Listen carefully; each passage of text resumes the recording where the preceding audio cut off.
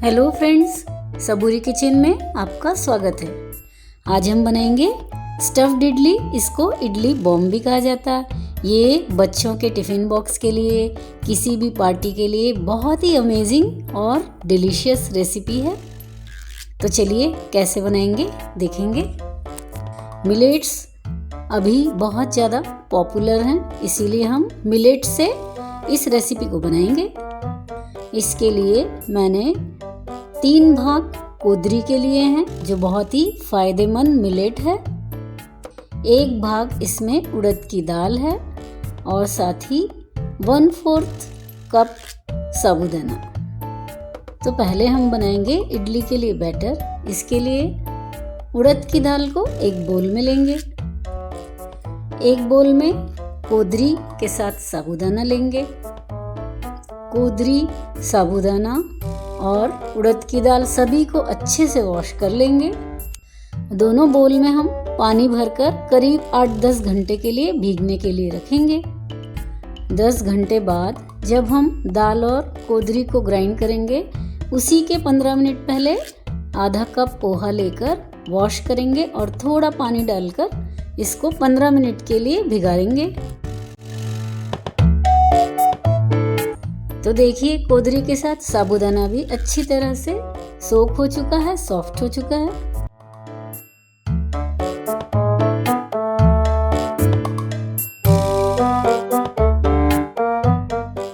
इसमें ढेर सारा पानी है, तो हम एक्स्ट्रा पानी हटाकर इसको अच्छे से बारीक ग्राइंड करेंगे।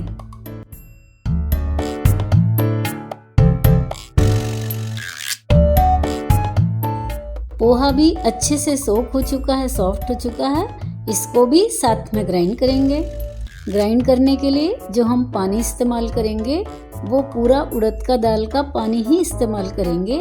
इससे इडली का बैटर बहुत ही बढ़िया फर्मेंट होता है, बहुत ही सॉफ्ट इडली बनकर तैयार होती है। पोहा डालने से भी इडली बहुत सॉफ्ट बनती है। तो देखिए, हमारा बहुत ही फाइन बैटर बनकर रेडी हो गया है।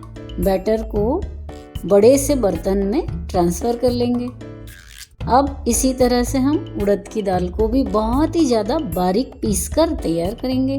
तो बढ़िया सी स्मूथ फाइन दाल पीस कर तैयार हो गई। इसको भी हम कोदरी के बैटर में ही मिक्स करेंगे। अब एक इम्पॉर्टेंट प्रोसेस है, इसको स्किप नहीं करिएगा, क्योंकि इससे इडली बहुत ही बढ़िया सॉफ्ट बनकर तैयार होती है। तो हम हाथ से इसको करीब 5 मिनट तक अच्छी तरह से एक ही डायरेक्शन में चलाते हुए विस्क करेंगे। हमारे हाथों की गर्माहट से जो बैटर बनता है, वो बहुत ही बढ़िया बनकर तैयार होगा। तो अब बैटर को ढक कर करीब हम 6 से 8 घंटे तक रखेंगे। स्टफ्ड इडली बनाना है, इसके लिए हम बहुत बढ़िया सी टेस्टी आलू की भाजी बनाकर तैयार करेंगे। आलू की भाजी तो आप अपने टेस्ट के अकॉर्डिंग अपनी तरह से बना सकते हैं। मैंने इस तरह से बनाई है, चलिए देखते हैं। इन्हीं आलू की टिकिया को इस्तेमाल करके हम इडली बॉम्ब या स्टफ्ड इडली बनाएंगे।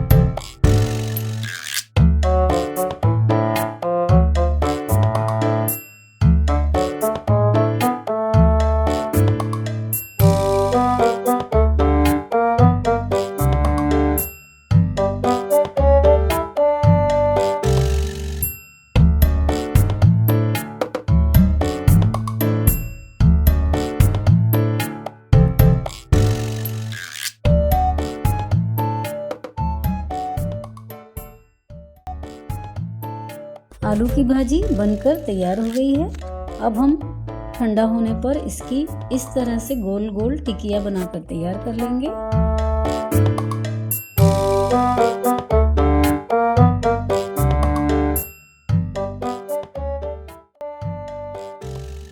तो देखिए बैटर भी अच्छे से फर्मेंट हो गया है। दिखाती हूँ आपको कितना बढ़िया फर्मेंट हुआ है।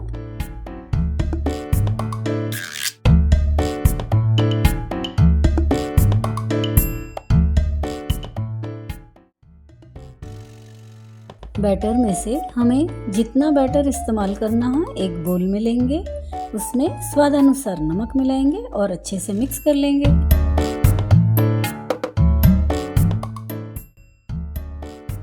अब हम स्टीमर तैयार करेंगे। इसमें पानी डालकर गर्म होने के लिए रखेंगे। इडली बॉम्ब बनाने के लिए हम कटोरियों का इस्तेमाल करेंगे। इसके लिए सब में थोड़ा सा तेल डालकर अच्छे से चारों तरफ लगाकर चिकना कर लेंगे, ताकि हम स्टफ्ड इडली या इडली बॉम्ब जो भी कहेंगे आप उसको निकालेंगे तो बहुत आसानी से निकल जाएंगे। अब कटोरियों में पहले बैटर डालकर इस तरह से एक आलू की भाजी की टिकिया जैसी बनाकर रखेंगे। उसके ऊपर फिर से बैटर डालकर अच्छे से कवर कर लेंगे। इसी तरह से सारी कटोरियों को तैयार करके हम स्टीमर में एक एक करके सेट करेंगे जितनी आ सके, क्योंकि अब हमारा पानी भी बॉईल हो चुका है। अब ढक्कन लगाकर स्टफ्ड इडली को हम करीब 20 मिनट तक स्टीम कुक करेंगे। हमारी इडली पक रही है, तब तक हम एक नारियल की बढ़िया सी चटनी बनाएंगे। साउथ इंडियन डिशेस में नारियल की चटनी का अपना एक विशेष महत्व होता है। नारियल की चटनी बनाने के लिए नारियल, दालिया, हरी मिर्च, नमक और थोड़ा पानी डालकर अच्छे से ग्राइंड कर लेंगे। बढ़िया सी नारियल की चटनी तो बनकर तैयार हो गई है, लेकिन इसको और भी ज़्यादा स्वादिष्ट बनाने के लिए हम लगाएंगे एक बढ़िया सा तड़का। तड़का पैन में राई डालकर अच्छी तरह से चिटका लेंगे। कच्ची होने पर राई का स्वाद बिल्कुल अच्छा नहीं लगता है। अब हम चौथाई चम्मच हींग डालकर कड़ी पत्ता डालेंगे। बढ़िया सा तड़का तैयार हो गया। इसको हम नारियल की चटनी में मिक्स कर लेंगे। तो लीजिए, चटनी भी तैयार हो गई है, जो साउथ इंडियन डिशेस के साथ बहुत अच्छी लगती है।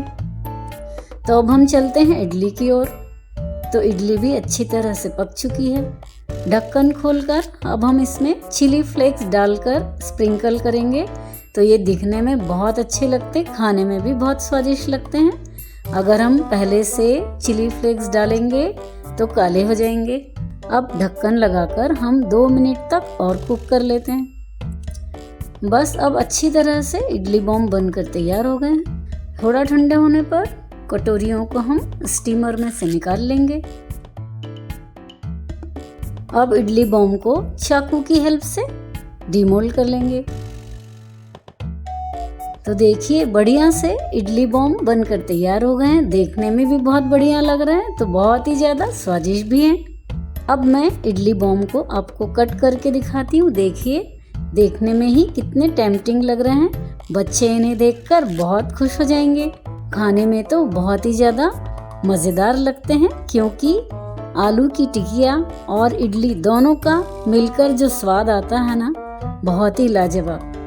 तो इस स्टफ्ड इडली को आप बढ़िया सी नारियल की चटनी के साथ सर्व करें।